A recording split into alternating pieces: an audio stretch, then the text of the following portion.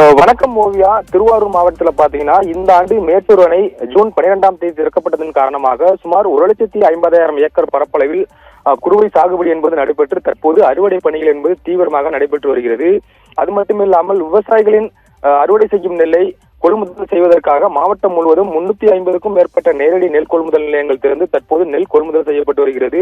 மேலும் திருவாரூர் மாவட்டத்தில் பாத்தீங்கன்னா கடந்த 10 நாட்களாகவே கனமழை என்பது பல்வேறு பகுதிகளில் பெய்து வருகிறது. அது மட்டும் இல்லாமல் வடகிழக்கு பருவமழை தீவிரமடைந்துள்ள நிலையில் திருவாரூர் மாவட்டத்தில் கடந்த 2 நாட்களாக விடாமல் கனமழை என்பது பெய்து வருகிறது. இதனால் நேரடி நெல் கொள்முதல் நிலையங்களில் நெல் தேக்கம் என்பது அதிகரித்து காணப்படுகிறது. குறிப்பாக திருவாரூர் மாவட்டம் திருத்துறைப்பூண்டி, மன்னார்குடி, நீடாமங்கலம், திருவாரூர் உள்ளிட்ட பல்வேறு பகுதிகளில் திறக்கப்பட்ட நேரடி நெல் கொள்முதல் நிலையத்தில் ஒவ்வொரு நேரடி நெல் கொள்முதல் நிலையத்திலும் 10,000க்கும் மேற்பட்ட நெல் முட்டைகள் தேங்கி இருப்பதால் விவசாயிகள் தாங்கள் கொண்டு வரும் நெல்லை கொள்முதல் செய்ய முடியாமல் தவித்து வருகின்றனர்.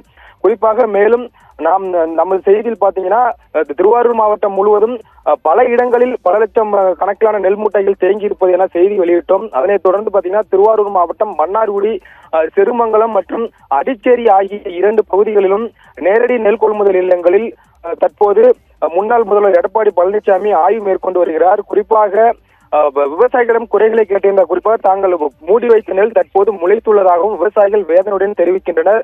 மேலும் அதனைத் தொடர்ந்து திருவாரூர் மாவட்டத்தின் பல்வேறு பகுதியில் ஆய்வு மேற்கொள்ளார். சித்தனகுடி, அதேபோல் நாகப்பட்டினம் பார்த்துட்டு பார்த்தீங்கன்னா கீழவெண்மணி உள்ளிட்ட பல்வேறு பகுதியில் ஆய்வு மேற்கொள்ளார். இந்த ஆய்வின் பொழுது முன்னாள் உணவுத்துறை அமைச்சர் காமராஜ் மற்றும் முன்னாள் அமைச்சர் விஜயபாஸ்கர் ஆகியோர் உடனிருந்தனர். தொடர்ந்து மாவட்டம் முழுவதும் ஆய்வு மேற்கொள்ளார் என்பது குறிப்பிடத்தக்கது. ஓவியா.